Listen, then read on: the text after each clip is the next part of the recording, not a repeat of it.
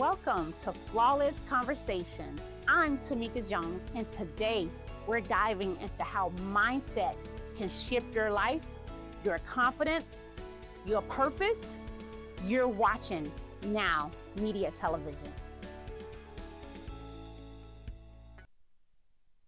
Welcome to Flawless Conversations. I'm your host, Tamika Jones, and today we're talking about something that affects so many people in the audience: emotional wounds that don't have a name.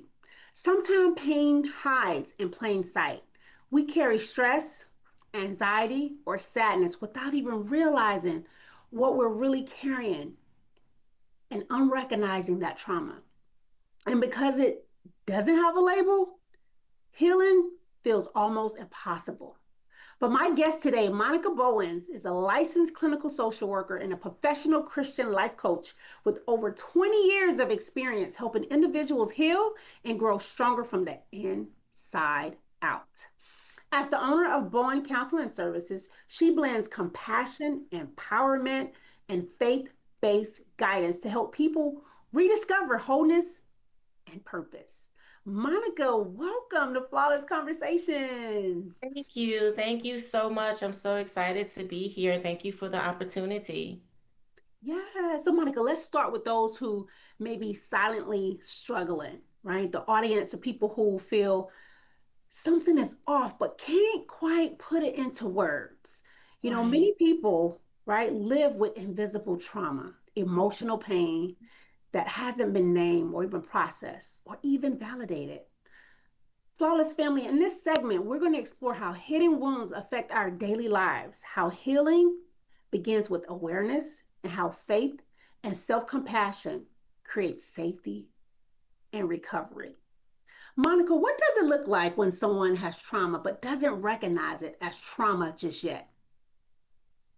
Absolutely. Well, we know that about 70% of us have had some type of a traumatic experience in our society.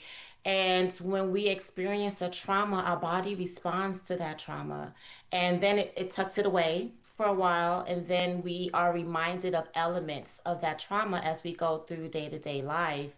And so sometimes it presents itself as sadness or depression, anger, worry, or anxiety, and it can cause behaviors such as having challenges and difficulty in the workplace and relationships and education and in the things that we are trying to accomplish on a day-to-day manner. And so it's important to slow down, take some time, step back, and assess what's going on and like where is this coming from? Why am I responding in this way? Recognizing that it may not be your true or authentic self, and really take time to sit with yourself and try to understand your needs and your wants and your desires and look at the path where things may have shifted or changed. And so that is the start to recognizing that trauma work needs to be done, right? That's the start into recognizing that I need to dig deeper or I need to seek professional help or I need to heal these wounds from my past. So typically when it goes unlabeled, really just taking time to be self-aware and know that this is not who you are. This is not who you want to present yourself as. And trying to unmask those situations so you can start the path of healing.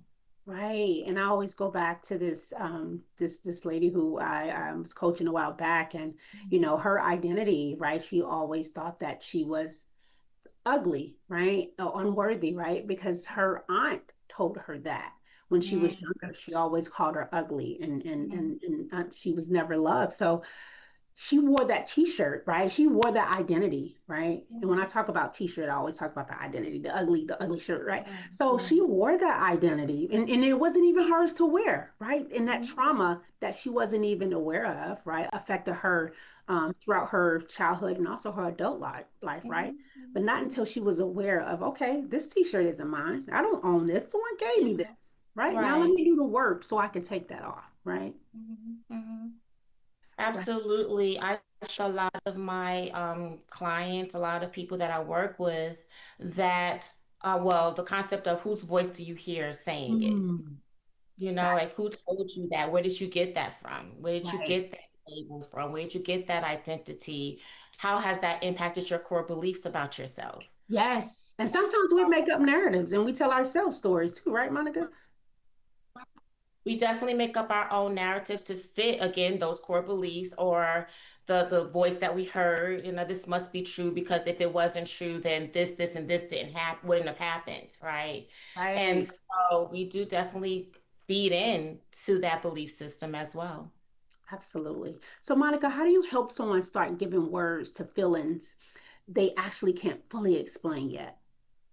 One of my most favorite coping strategies that I recommend all of the time would be journaling, reflective journaling, free write journaling, just writing about how you're feeling. It helps to give language to those emotions that you're experiencing. It helps to give content to what's going on. It gives you a different perspective, kind of looking at it from the outside in after you've written everything down and kind of looking at it from a objective perspective. So it will help with labeling some of the emotions that you're feeling. Oh, I really blew up yesterday. I got angry when I was at this meeting because this person kept interrupting me. Now, yes, being interrupted is frustrating. I get that, but the response to it, how you felt about it, how you handled it may have been a bit extreme. And that could come from past traumas where there was a lot of yelling, or you didn't feel heard, or you felt small in other spaces. And so, really, just sitting down and writing about the experience of someone interrupting you constantly and digging a little deeper can help you with identifying this where the emotion came from and labeling it a little bit more accurately. Right. I totally agree. What gentle steps can someone take to begin healing when they're scared to dig a little deeper? And a lot of times, digging deeper, it's messy. It tends to get messy, but it's Absolutely. well needed. Absolutely. I talk a lot about self-care. And with a lot of the strategies that I do recommend, I suggest doing self-care before and after because it's important to wrap yourself in love. And loving the love of self is one of the most important aspects of healing and self-worth and moving forward. So loving yourself enough to trust that you could handle whatever the situation may be. Of course, using coping strategies such as deep breathing, Mhm. meditation to calm your inner self, going for a nature walk, mindfulness, the art of being present in the moment without judgment, doing those tools as well, but really just loving yourself to take that first step to say, okay, what's going on here? Like, why am I feeling this way? Why am I responding in this way? Why am I acting this way? Where did this start for me? And trying to go back gently in time. Doing it with a professional is ideal because you'll get that additional support Mhm. as you're trying to navigate your past and kind of unravel the stories we've told ourselves, unravel the history that we've been through that helped form and shape who we are today. Right. Yeah, self-awareness, right? And self-reflection is key. Is key Yes. for all of this. So how do you help a person in the audience if they're struggling with trusting themselves again when the wound is invisible or from past trauma? Again, going back to self love, just acknowledging the moments and the experiences that you've had where you did feel you made sound and good decisions. Right. Oftentimes when our brain and our thoughts are in a depressed state, all we see around us is sadness and depression. So, reframing your thoughts around the things that you have accomplished and that you have done well, using positive affirmations to Mhm. affirm you and help you believe that you can make wise decisions, that you can trust your actions, that you can trust that you're capable of doing this very difficult journey. And again, seeking professional assistance can help navigate and guide you through this process. You'll have a cheerleader in your corner, if you will. I mean, that's a therapist is not a cheerleader, but you'll have someone that understands from an outside perspective what you're dealing with And then you also have them supporting you as you're going through the very challenging task of peeling back those layers. Absolutely. I love Mhm. it. So, I call myself the affirmation queen, Monica. I love, Mhm. love, love affirmations, right? Right. But what I always tell people is you just can't say it, right? You have to feel the emotion behind it and believe it. Believing is half the battle, right? Having the faith behind it. So, what is one affirmation the audience can use, someone from the audience can use to feel safe, brave, or even worthy? Well, there are many affirmations, and of course, you can Google quite a few. The ones that I like to use is I am worthy, Yes. I am capable, I can do hard things. Using those affirmations just to affirm the strength that you have, kind of calling on your inner strength to accomplish tasks and to navigate through things that may be challenging. I agree. And a lot of times people feel that they're broken, right? They're from the inside, right? And I always say that, you're not broken. You don't need to be fixed, right?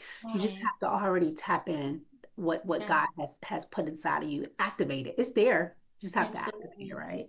Mm-hmm, So mm-hmm. that's where affirmations come into place. I feel you affirm who you are, right? Create the identity like you once talked about Yeah. earlier, right? Mm-hmm, mm-hmm. Absolutely. It's important. Again, it all goes back to self-love. Yes, Spending time with yourself, upholding yourself, lifting yourself up. It's our responsibility to love on ourselves. it is. Trying to expect it from other people, our job, our family, our friends, our neighbors, may be unrealistic in some situations for some people. So it's great to get it from those individuals, but it's also important for you to love on yourself too and to value yourself enough to know that you're not going to, accept certain things or eventually learn not to believe those traumatic things that have happened and that you are at fault or there's some negativity around it. It's just all goes back to self-love.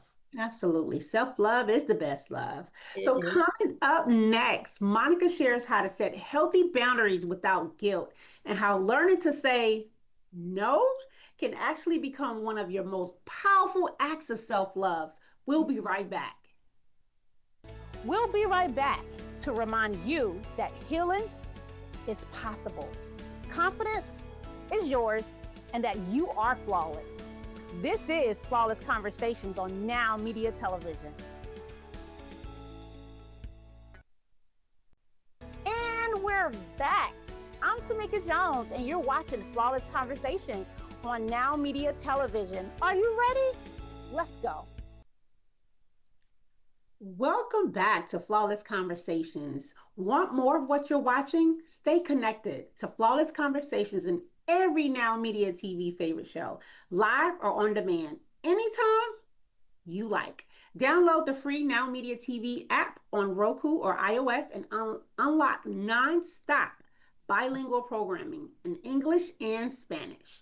On the move, you can also catch the podcast version right from our website at www.nowmedia.tv. From business and news to lifestyle, culture, and beyond, Now Media TV is available around the clock, ready whenever you are.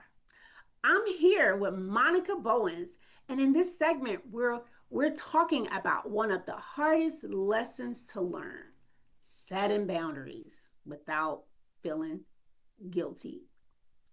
So many of us say yes when our hearts really want to say no because we've been taught that keeping peace is more important than protecting our peace. Monica, setting boundaries is an act of love, which you talked about in the past segment, not just for others, but for ourselves. Flawless Family, in this segment, we'll explore how guilt often accompanies boundaries and how to shift from people pleasing to empowered values driven decision making. Monica, why do so many people, including some people in our audience, feel guilty when they try to set these boundaries? I believe that boundary setting and the feelings of guilt, all of those things are learned behaviors. So I believe that we've learned as a society that it's helpful. We have a lot of positive phrases and statements and feelings around doing for others. And the thought of saying no and not doing an activity or an action or something nice for another person means that you're selfish or that there's some negative label attached to it. And I think that we just as a society have learned that putting those restrictions in place is a negative thing. And so I think those belief systems fuel feelings of guilt when a person does say no to someone or to a task or to something. So I believe setting boundaries is an important component of our day-to-day life because it's part of our self-love. It's part of taking care of ourselves. We can't pour into other people from an empty cup. Sometimes we take on a lot and because we don't want to say no to anything, and that causes challenges down the line because we are overworked or burnt out or we just have some type of stress going on. So reframing those thoughts around saying no or setting boundaries is going to be important. Ask yourself, well, why do I feel bad for saying no? Where did this come from? Like, why is this such a hard thing for me to accomplish? So, peeling back those layers, really defining why this feeling is so hard. Is it hard for everybody? Is it hard for you to say no to some people? Is it universal? What are the dynamics around the guilt that you're feeling, and then also uplifting yourself. It's okay to say no to some things. It's okay to not be fully present for other situations, other circumstances, if you need a break, if you have something else to do, if there's something else going on. So just really reframing the thoughts around setting that boundary and saying, no, I'm not going to do this today. That's where you would start, is acknowledging that this is a challenge, and then trying to intentionally make changes toward it. And then the change will be reframing that thought. Absolutely. Absolutely. And I've learned to say no and learn that no is a complete sentence, It right? is. You don't need any validation after the word no. No is no is no, right? Mm-hmm. And that's protecting your peace, right? Versus Yeah. keeping the peace, Mhm. right? So, Monica, how Absolutely. can someone learn to say no to what drains them and yes to what nurtures them? And I know that's big as an entrepreneur because we're always doing, going, going, doing, and Mhm. going, right? But Mhm. sometimes we just have to say no to certain things. Can you Right. tell us a little bit about that? The first step to that would be self awareness. You have to acknowledge what is draining you and acknowledge what's giving you joy and happiness. If you can't identify what those areas are, then you're going to keep saying yes to everything. So, again, self awareness, I mentioned journaling in the past. So, journaling again would be another strategy to help you identify what brings you happiness, what brings you peace, stressing you out. There are plenty of self assessments that are available online. There's things that you can do to help dig deeper into that. Again, using a professional as well can help with that. But really identifying your points of happiness and what's draining that happiness. So you will have to have self-awareness in order to make changes in that area. And then once you realize that this is really draining, this takes so much of my energy and my joy away. So then you can identify how much time, if any, you're willing to give to that task. Are you willing to give to that person, that situation, and then balance it by doing things that you enjoy doing. So you're not always doing things that you are not happy with. Right. So, and to flip that this question that I just asked you, and you mentioned that do what makes you feel good versus what drains you. But what if everything feel good? I want to coach, I want to speak, I want to teach, I want to do Yeah. all the things, right? But it's draining me. Mm. How do I slow down from that? Or what can I tell myself, right? Uh, because I'm nurturing and I'm loving all these things, but I can't Mm. do all these things, right? And be a mom and all the things, right? And Right, that yeah. drains me. What advice could you give someone? Who's Recharge. okay, there you go. Yeah. Recharge. I love it. Recharge your I love it. body. Again, the last thing I just mentioned, balance the busyness of life with things that you enjoy. So I would definitely recommend recharging. So you spend 72 hours a week. in your business because you're a business owner.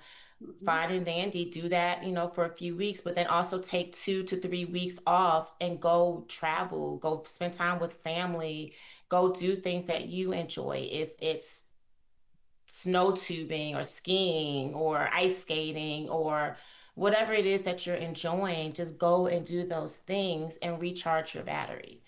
Another suggestion would be to remember your reasons why. Mhm. That can be motivating in the moment. If you can reflect on why you are doing this in the first place, that may be empowering and it will give you enough enthusiasm to keep going until you can recharge your battery. Yes, and I think that's so important to recharge, right? Because many of us do get burned out, right? Because we go, Yeah. and not pause, or take a step back. And I'm learning to time block, right? I'm learning Yeah. this as well, right? Boundaries, setting Mhm. boundaries. This is the time that I'm going to do this, and stick with it, a routine. So time blocking is crucial too. Setting Absolutely. boundaries and saying no to certain things because you get that phone call, right? In the middle of you Yes. doing something, maybe posting on social media or whatever, and you Mhm. don't want to say no, right? But you got to set Yeah. those boundaries. And no sometimes mean not now, sometimes not yet. Absolutely right. I completely agree with that. I talk with a lot of people about creating a vision board and using it as a tool with decision making. So if Yes. you have a vision board for your business or have look at your mission and vision statement, are you saying yes to the things you should be saying yes to that's in alignment with what your business is supposed to do or where you see your business going in the future, or are you doing it for another reason? Mm, That can help with making those decisions. Setting boundaries for yourself is going to be equally as important. absolutely. So, Mhm. how do you guide someone to hold a boundary lovingly and firmly? So, for someone to say no in a loving way, but not in a harsh way. Because I know I talked about no as a complete sentence, right? But Yes. sometimes, telling my daughter that Sky, no is a complete sentence, no. Sometimes they need that extra. So, how do you guide someone to do that? Practice. I would practice with them. I would, again, help them to remember their reasons why. If it's a person that they're talking to that they feel they need to give more of an explanation to, using I statements is another great communication strategy. Being able to articulate why you're telling them no because you need to save your energy for this other big thing. And then they'll be able to be more available in the future for this particular individual.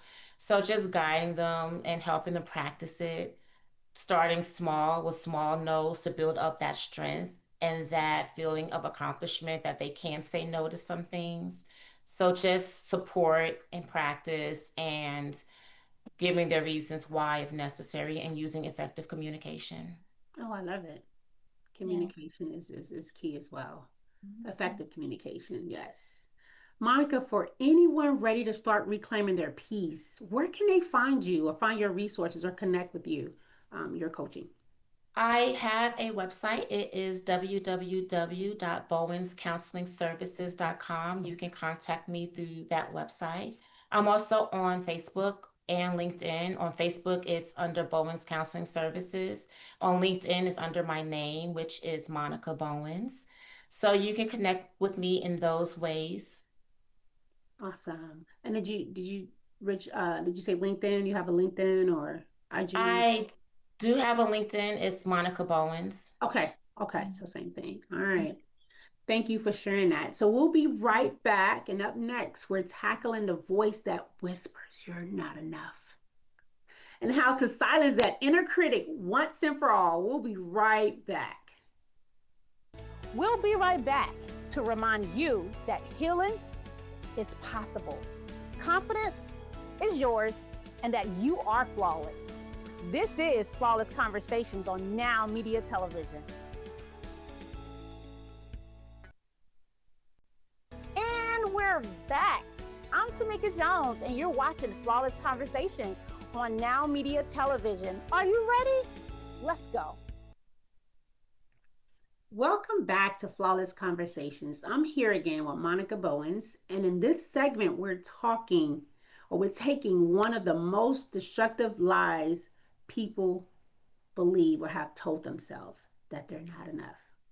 For many of you in the audience, that voice comes from childhood comparison or even past trauma, and it becomes the biggest barrier to joy and confidence. Self doubt can sabotage even the strongest hearts. Flawless family, let's explore how the inner critic forms and how to retrain that voice through truth and how faith reinforces our worth and identity beyond performance. So, Monica, what is that inner critic usually hiding behind when it shouts, "You're not enough"? The inner critic usually is hiding behind fear or worry. It is the example or the what we see on the outside, right? It's what we're projecting outwardly because we are unsure, because possibly we have been told multiple times in the past that we are not capable or that we're not good enough or smart enough or strong enough to do things. And we've bought into that narrative. So it is hiding behind those feelings of progress and growth and achievement because we've bought into the narrative that we can't do it, that it's just we're not good enough for this experience or this opportunity. Totally agree. And that's something I struggle with too, the feeling of unworthiness, throughout my childhood and Right. young adult life is not Mhm. feeling that I'm worthy enough or fast enough or strong enough, all the nuffs. Even in the military, Mhm. I went through that. And I feared public speaking, right? That inner critic told me, "You're not a, great speaker," or "Look at you stumbling on your words." It was always something in the back, that inner critic. Mhm.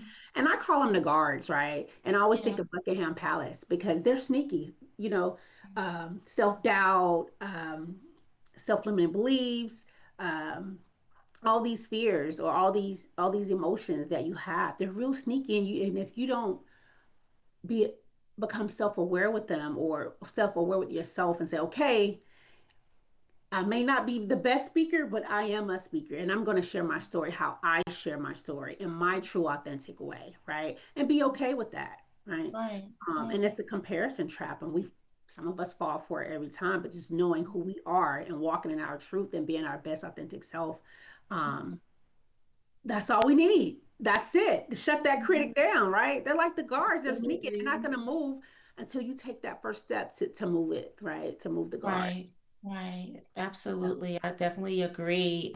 Even in this interview, I stumbled a little bit and the self-critic started to wind up and get Shut ready. it I was down. like, I'm not doing this today. Shut it And down. you have to put it down before it gets started. Yes, yes. And once again, I fear public speaking, and Mhm. I still have my little, but I do it scared. My little that inner Yeah, critic, but I do it scared. I do it anyway because I love doing it, and this is a calling, right? This isn't yeah, Tamika, right? It's greater than me, and it's not about me. It's about the impact of others, right? absolutely. So, Monica, how do you help someone notice this voice before it even start, right? To form their identity and trying to shape their identity. How do you help someone to notice that and to turn that off? One thing that I like to practice with individuals that I'm working with is creating a thought log, like documenting what are your thoughts. Because the first step to any type of change is awareness. So if you're not aware of it, then you're not going to make changes about it, Can you changes repeat? for it Can you repeat that, Monica? The first step. is to awareness, to be aware of the situation, to be aware of the thoughts. So doing a thought log helps to identify what your thoughts are. You may not be fully aware of how frequently you have these inner critic thoughts, but writing down your thoughts throughout a day or throughout a few days helps give high insight and highlights how often you're going through these thoughts. It also gives information on the type of thoughts that you're having. Are all your thoughts around public speaking? Are all your thoughts around performative acts? Are they thoughts about being a bad cook? Are there thoughts about doing other things in a way that you would prefer for them not to occur? So it gives you information. And then after you identify what the thoughts are and the different categories that they may fall into, then you can start unwinding those thoughts or stepping those thoughts back and reframing them to something that's more positive and more helpful. Those affirmations that we've talked about, using more affirming language. You may not be the best cook, but you don't have to call yourself the terrible cook. You can always reframe that to say, my cooking skills are improving, or I'm learning to cook better, or I'm going to continue to cook to improve the skill set. You can change your language and your self-talk to defeat that inner critic voice that, again, was put there from previous experiences. Yes, because we hold the pen to our story, right? Our narrative. We can Absolutely. change that. We can rewrite it, right? Mhm. Just pick up the pen and start writing. Yeah, yeah. And a lot of times we focus on um, what we don't want or what we don't have or the lack of or what we struggle with versus flipping it. And like you just said, focusing more on our desires. I am a amazing public speaker, right? I Mhm. am bold. I am worthy. I am love, right? But we tend to focus on the negative, which that the negative is what we're going to see because that's in our face, right? It's it's our inner thoughts and pushed out. So what's going on the inside is pushed out on the outside. So that's what we see. So if we focus more on the positive, guess what? We're going to become Mhm. that positive Absolutely. we desire, right? Mhm. Totally agree. Absolutely. Yeah. Yeah. So how does Christian faith or spiritual belief support someone in silencing that criticism permanently? Connections, being vulnerable enough to look for the spiritual references, the Christian references in the Bible or your book of belief, Mhm. and find those verses that support or reinforce the person that God, I believe in God, so that God has called you to be. And using those statements to remind you of who you are, who you were meant to be, your purpose, you were here intentionally for a reason. So reminding you of that, going to your faith leaders, and talking, helping them guide and navigate you down the path that you are supposed to be on from a spiritual perspective, reinforcing those truths and those beliefs that come from biblical references or your spiritual guidebooks references, and really just surrounding yourself in that. It all comes back to reframing your thoughts. 90% of the challenges that we are facing is because of our thoughts about a situation. Mhm. It's either going to cause anxiety, stress, depression. So if you can start changing the negative self-talk, if you can start changing what we call cognitive distortions, the distorted way of thinking about things, then you're going to notice that your behaviors are going to start changing as well. Yes, because our beliefs and our ideas shape Mhm. our thoughts, right? Our Yeah. thoughts shape our feelings. Those Mhm. feelings turn into actions, and that Yeah. actions become our reality, right? Good or bad. Right. It's it is Yeah. what it is. So yeah, Mhm. definitely have to rid that negative uh self-talk. Shut it down. Shut it down. Yes. Down. Yes. Mhm. So what affirmations again, we talking about affirmations, tools, or Mhm. even Mhm. framework that will help someone in the audience speak truth to those doubts that they are having. Again, using positive affirmations is a great tool. Again, you can Google list of them online. There are plenty of lists that you can do, but the tool I would recommend is surrounding yourself with people that are positive, truthful, but positive, Hmm. right? Surrounding yourself with people that speak life into situations and not always the Debbie Downers or those that are negative about everything.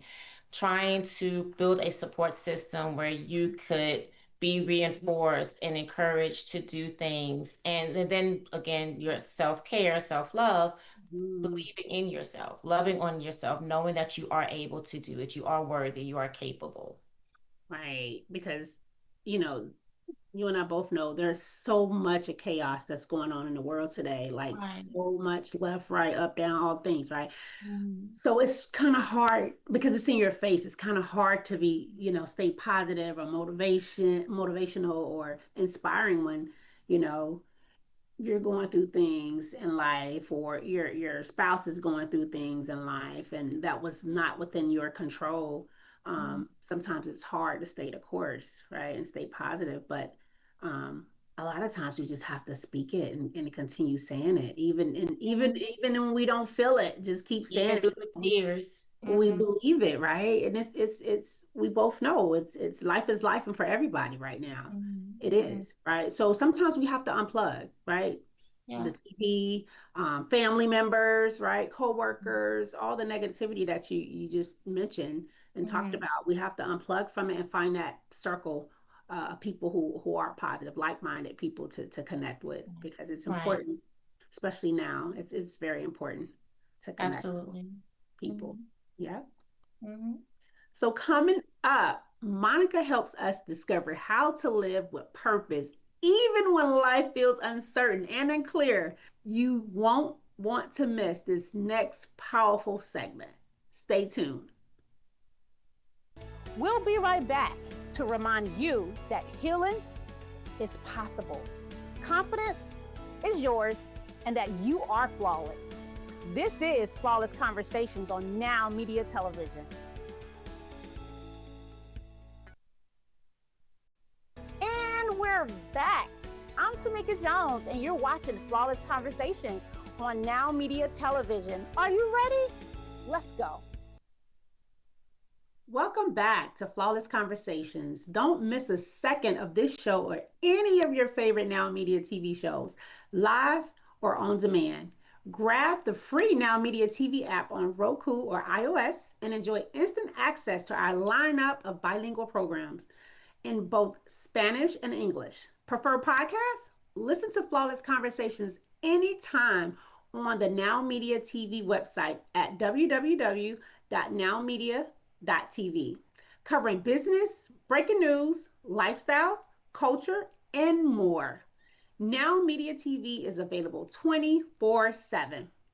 We're closing today's episode with Monica Bowens, exploring what it means to live with purpose, especially when life doesn't give you clear direction.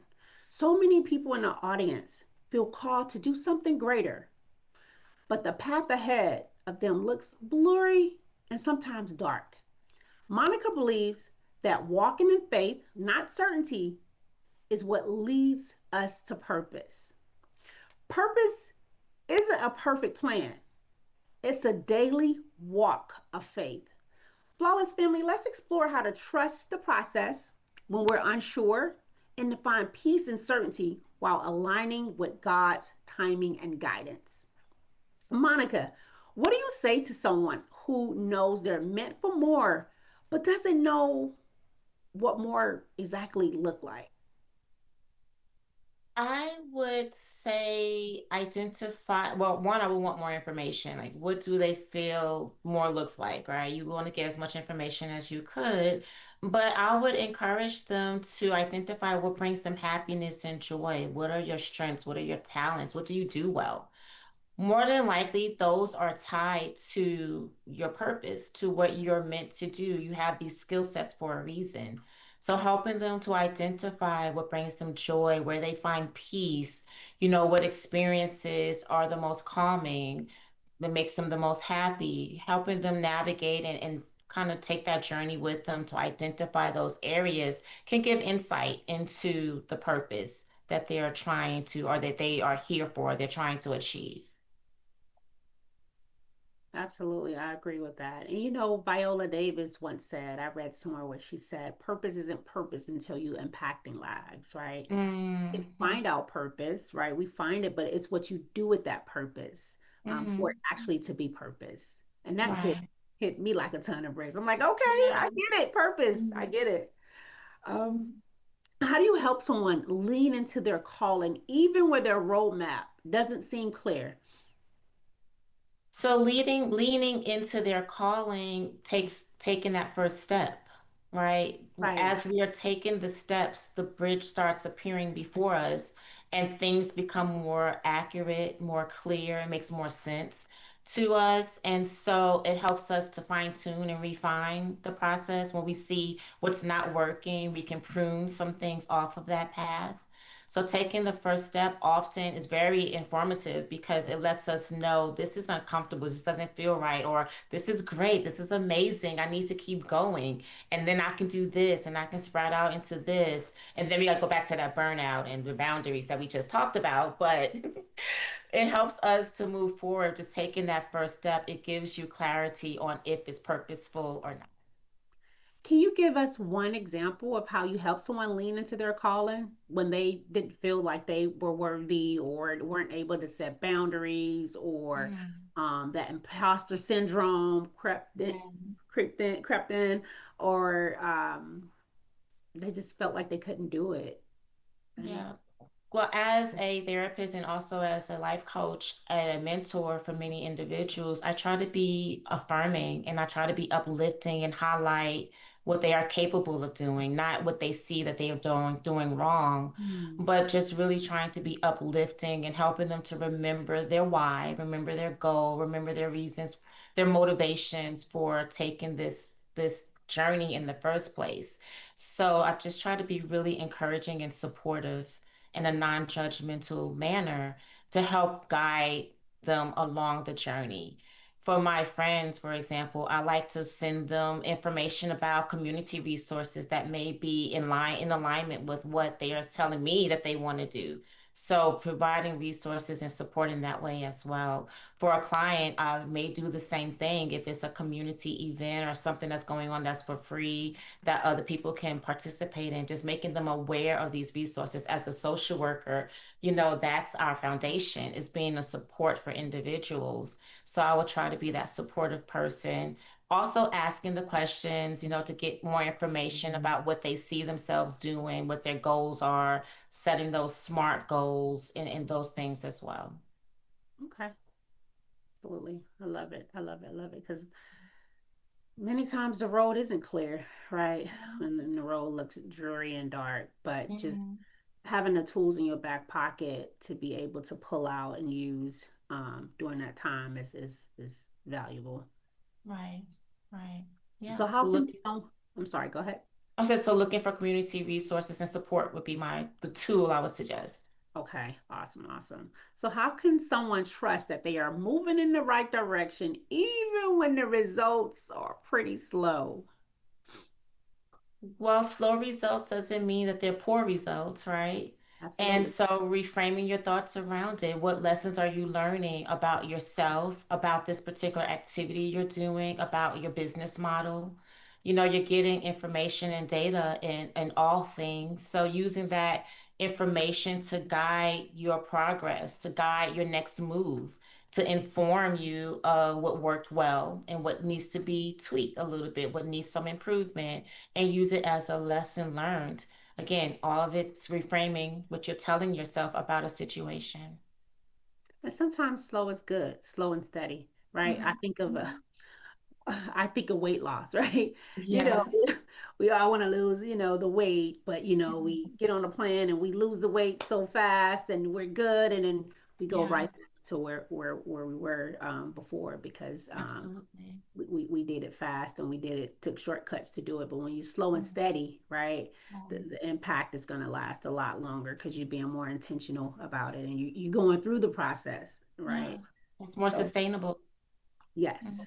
absolutely. So on Mhm. flawless conversations, I asked the guests if they can give the audience a flawless nugget and a flawless fact. So first, Mhm. the flawless nugget is something they could take away, something they can put in their back pocket and use whenever they're going through these hard times in life, or just something they can pass along to someone else to help them grow their mindset, self love, help them with boundaries, with feeling worthy, just a flawless nugget that we all can use. Let me get my pen and paper so I can write this nugget down. I would say the flawless nugget would be that it all starts with you. Hmm. You are the determining factor for your decision making, for what you say yes to, for the boundaries that you set, for your progress in achieving your goals. And so, working on you, that self love that we talked about, that empowerment and affirming statements and affirmations and such, those are very important tools to keep in your toolbox because you're going to have to build yourself up and you're going to have to motivate and encourage yourself to continue down the path that you're on with making progress and healthy life choices. It all starts with you. All starts with you.